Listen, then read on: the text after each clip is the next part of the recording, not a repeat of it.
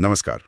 आज हम एक दिलचस्प विषय पे बात करने वाले हैं, अखंड भारत। हाँ, ये जो कॉन्सेप्ट है अखंड भारत का, जैसा कि हमारे पास जो जानकारी है उसमें बताया गया है। बिल्कुल। और ये सिर्फ एक नक्शा या जमीन का टुकड़ा नहीं है ना, ये तो एक ऐतिहासिक और सांस्कृतिक पहचान की कहानी है। सही कहा, एक पूरी सभ्यता का विचार है। और आज हम यही समझने की कोशिश करेंगे जो हमारे पास स्क्रिप्ट का सारांश है उसके आधार पर। हाँ, कि ये विचार क्या है, कहाँ तक फैला था और क्या चीजें इसे जोड़ती थीं और फिर ये टूटा कैसे। बिल्कुल। तो चलिए शुरू करते हैं। तो सबसे पहले ये अखंड भारत है क्या? सामग्री तो कहती है कि ये भूगोल से ज्यादा है, एक सभ्यता की पहचान है। हाँ, और ये पहचान देखिए सिर्फ आज के भारत तक ही नहीं थी। जो जानकारी हमें मिली है उसके हिसाब से पुराने जमाने में इसका सांस्कृतिक असर बहुत दूर तक था। कहाँ तक? मतलब कौन-कौन से इलाके? इसमें आज का भारत, पाकिस्तान, बांग्लादेश, नेपाल, श्रीलंका, यहाँ तक कि अफगानिस्तान और म्यांमार भी शामिल माने जाते थे, कम से कम सांस्कृतिक तौर पर। अच्छा, तो ये राजनीतिक सीमा से ज्यादा एक सांस्कृतिक दायरे की बात है। हाँ, बिल्कुल।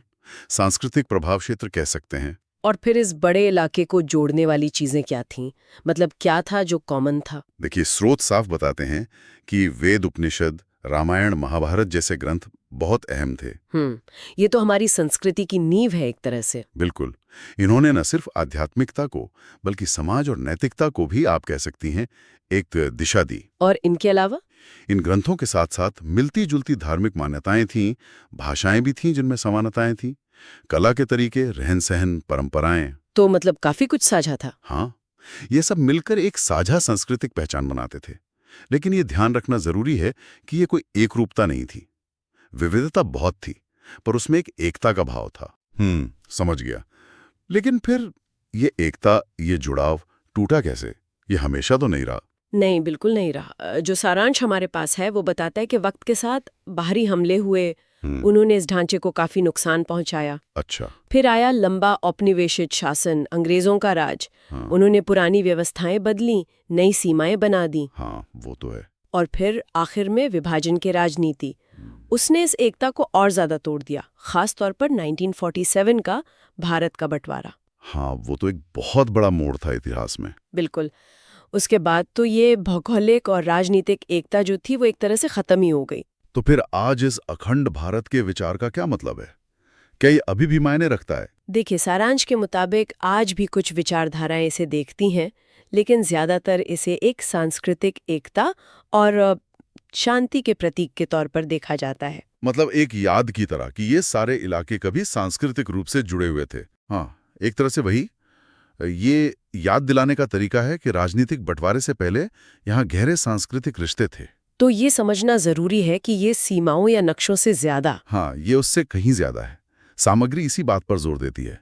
ये असल में साझा संस्कारों, परंपराओं और इतिहास की भावना है। वो सांस्कृतिक जुड़ाव है जो शायद आज भी कहीं ना कहीं मौजूद है, भले ही राजनीतिक सीमाएं अलग हों। अच्छा, तो ये भूगोल से ज्यादा इतिहास और संस्कृति का मामला है।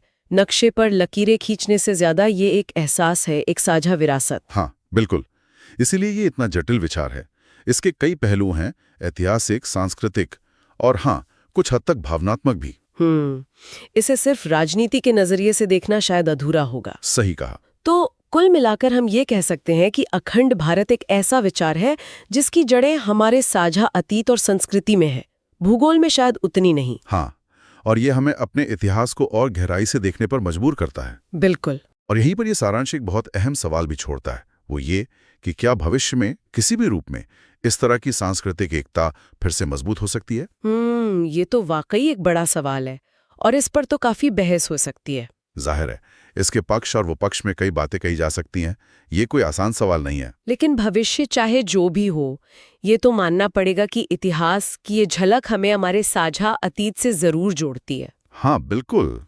जैसा कि ये सामग्री बताती है, ये एक ऐसा विचार है जिस पर सोचा जा सकता है, अपने इतिहास को, अपनी जड़ों को और बेहतर समझने के लिए।